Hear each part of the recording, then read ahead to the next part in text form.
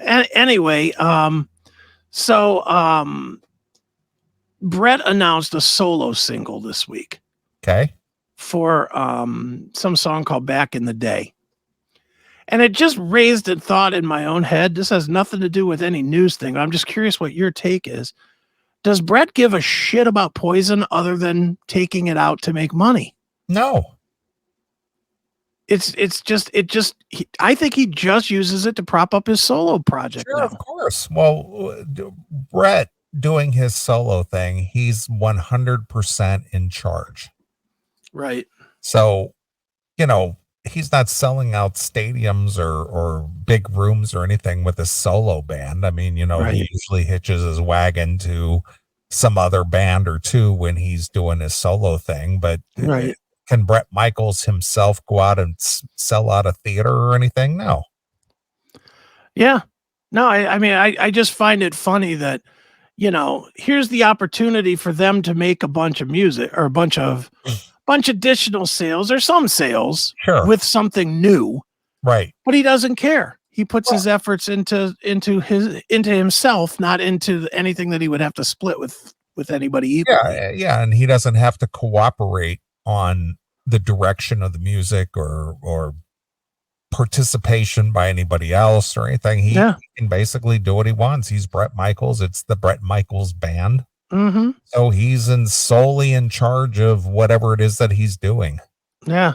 I just found it interesting that tour ends. He announced the Party Gras tour with Night Ranger, Jefferson Starship, and Steve Augeri. Steve Augeri going out on the road with him. All right. And but he announces that and immediately announces, hey, and here's a new song to promote the tour. The Party Gras, huh? The Party Gras. So who's in this Jefferson Starship? As a Starship or Jefferson Starship? Or it's listed as Jefferson Starship. Okay, I have no idea who's in it. Because it's really weird, whenever they use the Jefferson name, because obviously Mickey Thomas and Grace Slick were doing just Starship. Right. And then, there was Jefferson Starship prior to that, but that had to do with the participation of the original Jefferson Airplane people, like Paul Kantner, who he's gone now, but who is it? The drummer or some? I think we covered this at one point, that one of the people who may have been in Jefferson Airplane, he wasn't even an original guy, but he came in late. Then he went out and he formed some lineup and called it Jefferson Starship or some shit. I'm looking now. Let's see. I mean, it's just so subjective with, who's involved and who's allowed to use this portion of the name. Why is it Jefferson Starship as opposed to Jefferson just Starship? And who's singing? Because I think Mickey Thomas has his own version, and then there's another version that was out there running around. Here's the lineup now, and I don't know any of these names, so maybe you do, maybe you don't. Dave Freeberg on vocals. Okay. Donnie Baldwin on drums. Chris Smith on keyboards. Kathy Richardson on vocals. And Judy Gold on lead, or Jude Gold on lead guitar. So that's the lineup that has one of the members who was in Jefferson Airplane, I believe. This Friedberg guy has been there. He was in it from 74 to 84. Right. And then from 2005 till present. Right. Yeah. So he wasn't even an original member. He came in late, and I think he's like one of the sole remaining people out there from that era. Right. So he's and then Donnie Baldwin joined in 82. Okay. So he was in there for like Nuclear Furniture, I'm assuming, which was like big year for them, wasn't it? So was that under Jefferson Starship then, or was that that was Jefferson Starship? Yeah. Okay. And when did it just be Starship? I think right after that, because I'm just looking at the discography, and Nuclear Furniture is 84, and then the next Jefferson Starship album is 98. So I'm assuming somewhere in there is that Sarah album, which was just Starship, Knee Deep in the Hoopla. Right. So I'm assuming right after Nuclear Furniture. Okay. Yeah, okay. I know it's a whole weird convoluted thing, but all right. I don't know that this is true, but I'll put it up anyway. Donnie Baldwin is the guy who beat up Mickey Thomas really badly and put him in the hospital. Oh, okay. Don't know that story. I don't. Not saying it's not true. Not saying it is true. All right. He beat the balls off him, which is why he sings the way he does now. Shame. Well, what's really funny is, without realizing it at the time, but that Alvin Bishop, he had what was that? What was his most popular song? I didn't realize that was Mickey Thomas for the longest time. Alvin Bishop? Yeah. What was his something about Can't We Be Friends, or why can't we be friends? No, that's not it. I don't know. Alvin Bishop. He's not even coming up in a wiki search. Alvin Bishop? Elvin, E-L-V-I-N. Oh, E-L-V-I-N-B-I-S-H-O-P. Alvin Bishop. Mississippi Queen. That's not it. Let's see. Alvin Bishop. Fooled Around and Fell in Love? That's it. That's Mickey Thomas singing that. Oh, is it? Yeah, see? I didn't know that. Yeah, that was prior to him joining Grace Slick. Okay. Yeah. Can we have a little of that? I like that song. Yeah, that's there you go.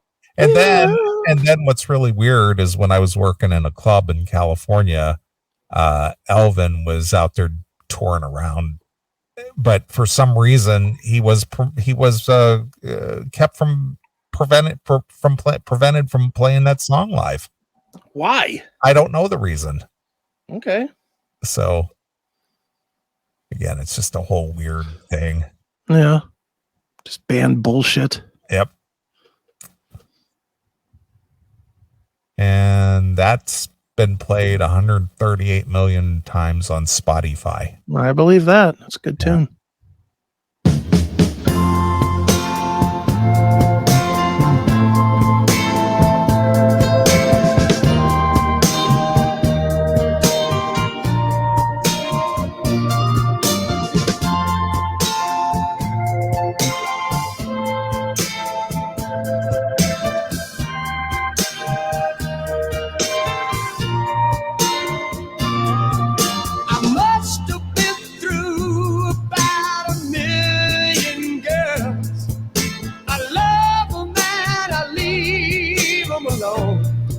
Now that you know that's Mickey Thomas, does that change it for you? Yeah, well, it absolutely sounds like Mickey Thomas. I didn't care how birds they cried, no sir. The tears left me cold as a stone. But then I fooled around and fell in love. I fooled around and fell in love. I fooled around and fell in love. Fooled around and fell in love. It used to be when I see. All right, there you are. Yeah, that's absolutely Mickey Thomas. I would have never known. See, when I found that out too, it's just like, oh, it's one of those, oh, I've heard that song all my life and never realized that. And then, oh, I see. Now I hear it. Yeah, I've always liked that song. I didn't even know it was Elvin Bishop. Yeah.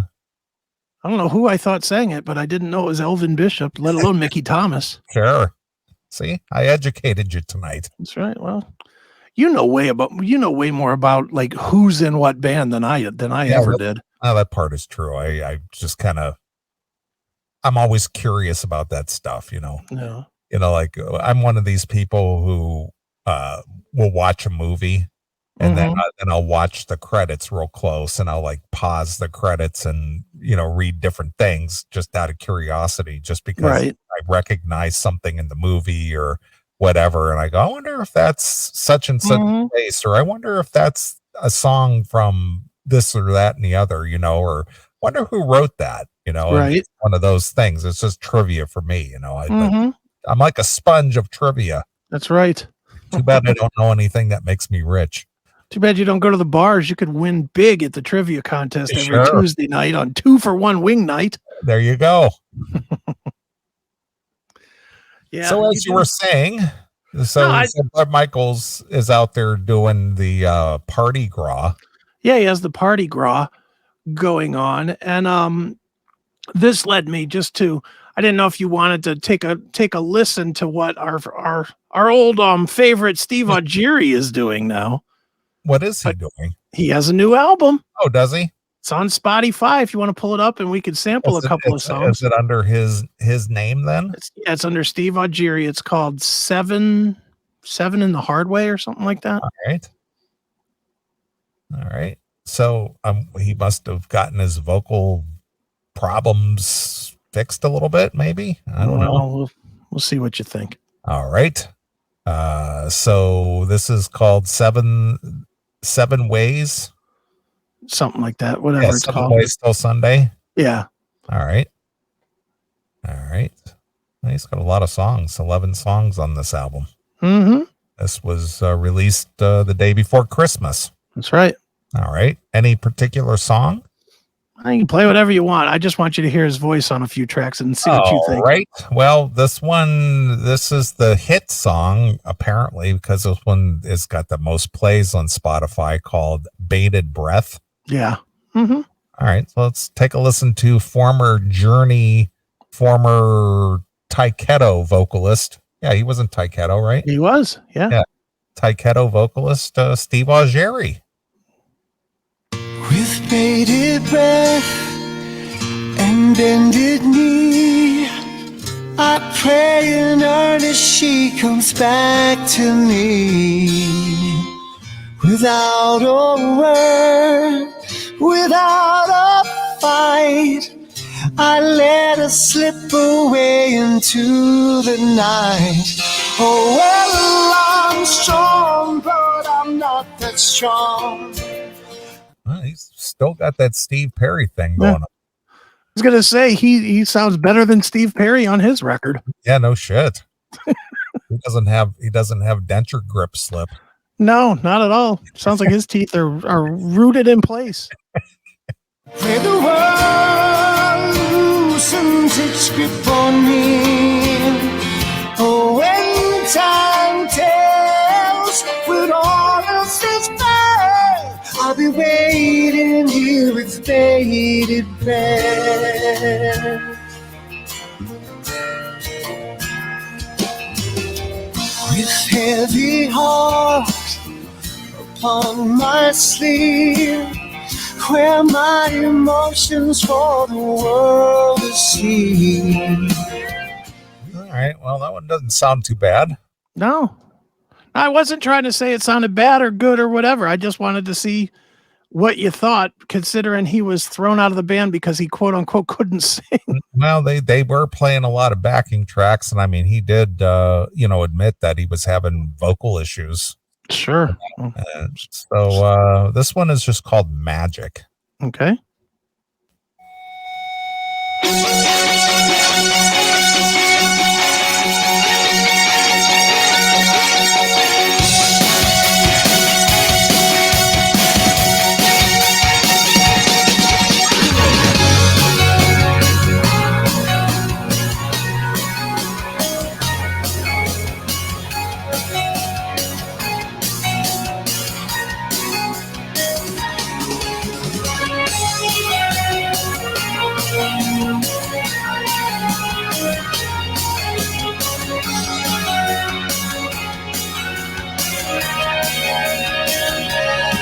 As a child, and grand illusions flew across my mind. What was my imagination? Behind the curtains, wondering what I'd find. All right, his vocals are a little buried in that mix, but yeah. What is it with these guys as they get older? They get that watery mix too in their voice. I don't know what it is. They all do it. Yeah. Got that. It's like some kind of a filter or something. Mm-hmm. And then this last song here, this one is just called If You Want. Okay.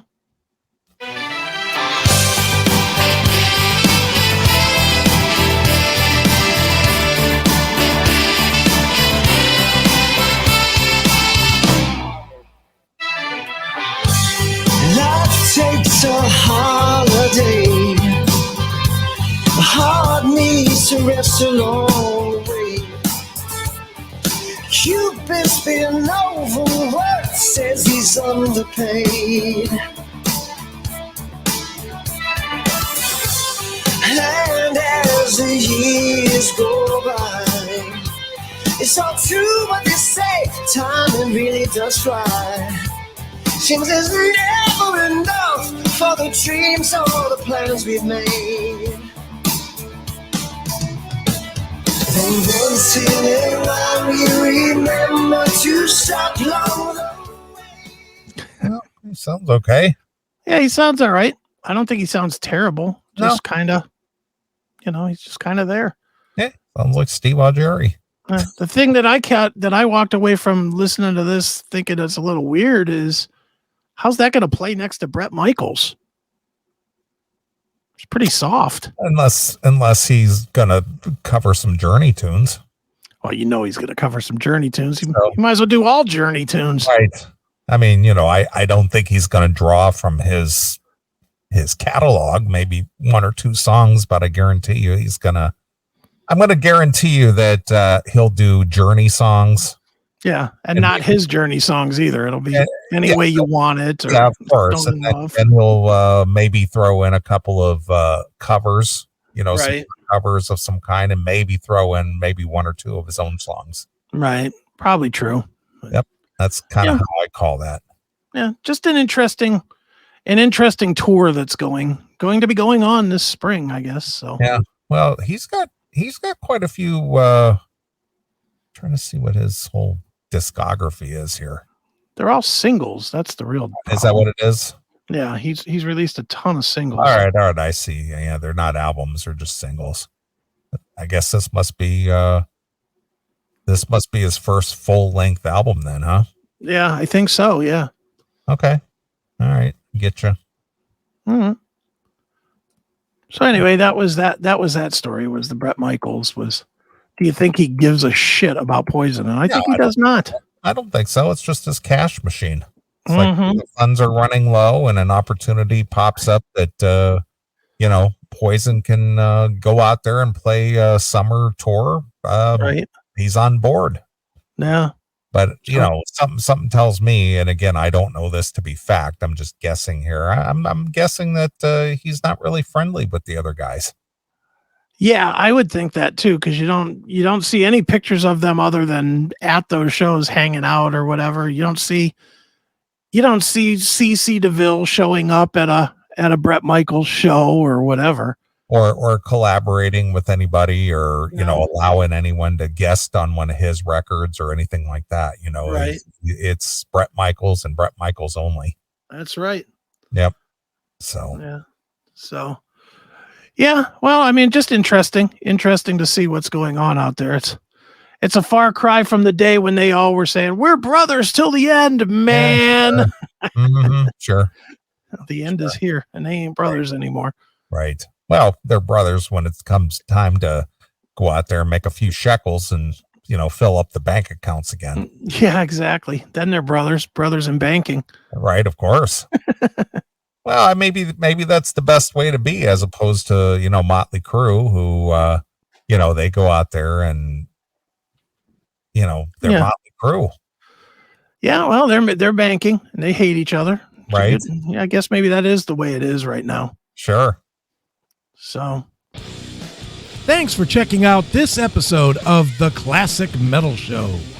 Get all of our episodes uncensored at www.theclassicmetalshow.com. Join us weekly from 9 p.m. till 3 a.m. Eastern at www.cmsradio.net. Participate in the live chat room at www.chatandkill.com. Once again, thank you for checking out The Classic Metal Show with Neeley and Chris. Hail and kill, fuck you, pal, and hand job!